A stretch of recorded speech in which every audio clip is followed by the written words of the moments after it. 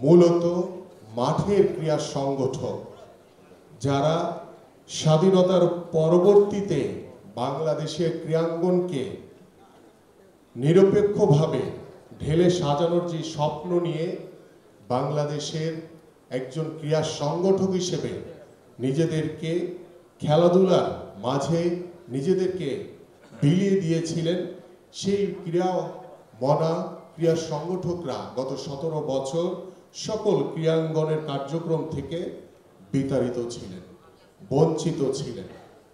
আমাদের আজকের এই জেলা ও বিভাগীয় ক্রীড়া অ্যাসোসিয়েশনের আত্মপ্রকাশের উদ্দেশ্য হচ্ছে যে আমরা যারা বিগত 17 বছর কিংবা তার আগে যারা বাংলাদেশের ক্রীড়াঙ্গনে বিভিন্ন সেক্টরে বিভিন্নভাবে উপজেলা পর্যায়ে, জেলা পর্যায়ে, বিভাগীয় পর্যায়ে আপনাদের যে অবদান বা আপনাদের যে মাঠের খেলাধুলা নিয়ে, দেশীয় খেলাধুলা নিয়ে আপনাদের যে চিন্তাধারা, আন্তর্জাতিক মানের যে খেলাধুলাগুলো রয়েছে সেগুলো নিয়ে আপনাদের যে চিন্তাধারা, সেই চিন্তাধারার নতুন করে আমরা আপনাদের সকলকে সাথে নিয়ে সেই হারিয়ে যাওয়া, বঞ্চিত, বিতাড়িত, যারা গত 17 বছর দলীয়করণের কারণে, স্বৈরাচার আওয়ামী লীগের ফ্যাসিস্ট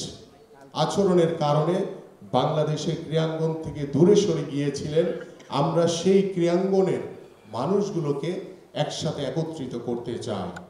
আমরা আপনাদের আজকের এই উপস্থিতি প্রমাণ করেছে যে আপনারা বাংলাদেশের খেলাধুলাকে কি পরিমাণ পছন্দ করেন।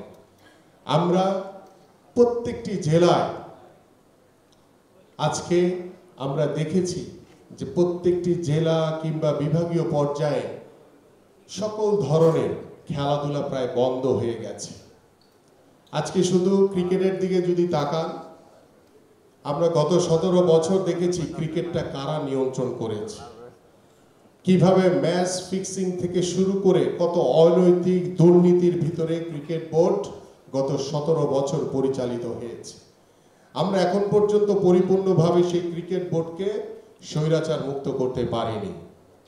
আমরা বাংলাদেশ ফুটবল ফেডারেশনের দিকে তাকান, আজকে আমরা বাংলাদেশ ফুটবল ফেডারেশনকে আমরা আশা করেছিলাম যে যারা বিগত বছরে 17 বছরে যারা বিভিন্নভাবে বাংলাদেশের ফুটবল থেকে বঞ্চিত হয়েছিল, যারা মাঠের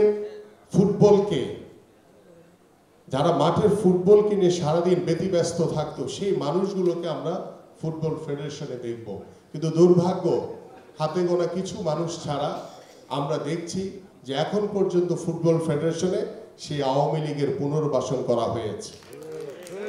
আজকে আমরা যদি হকির দিকে তাকান, সেই হকির দিকে যদি তাকান, সেখানেও আমরা সেই আওয়ামী লীগের প্রেতাত্মারা বা আওয়ামী লীগের যে স্বৈরাচারী ক্রীড়াঙ্গনে যারা ডোমিনেট করার চেষ্টা করেছিল, সেই মানুষগুলো কিন্তু হকিতেও এখনো বহাল তবিয়তে বসে আছে। এবং আপনি যদি আজকে ক্রীড়া পরিষদের দিকে তাকান, আমরা 5ই আগস্ট স্বৈরাচার শেখ হাসিনা মুক্ত হয়েছে, কিন্তু বাংলাদেশের রাষ্ট্রীয় প্রতিষ্ঠানগুলো থেকে বা বাংলাদেশের ক্রীড়াঙ্গন থেকে এখন পর্যন্ত পরিপূর্ণ স্বৈরাচার মুক্ত করতে পারে নাই।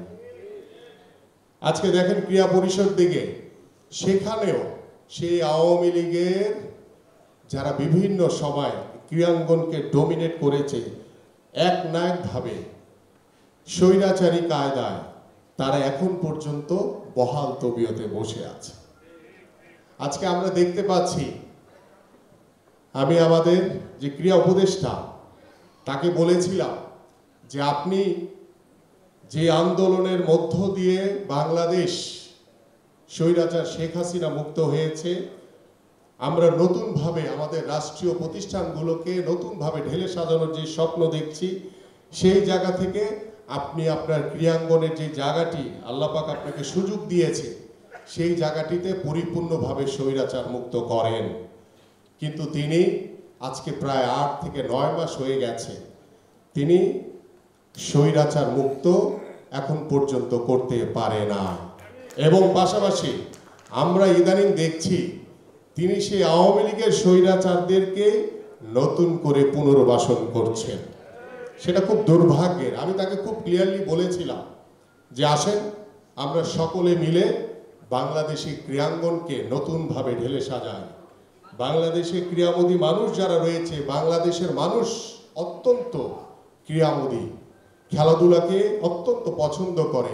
আমরা যখনই কোনো বাংলাদেশ টিমের হয়ে খেলতে যাই, সেটা ক্রিকেট হোক, ফুটবল হোক, হকি হোক বা অন্যান্য যে ইন্ডিভিজুয়াল ইভেন্টগুলো রয়েছে, আমরা কিন্তু দেখেছি দল মত নির্বিশেষে আমরা কিন্তু একত্রিত হয়েছি সেই বাংলাদেশের পক্ষে।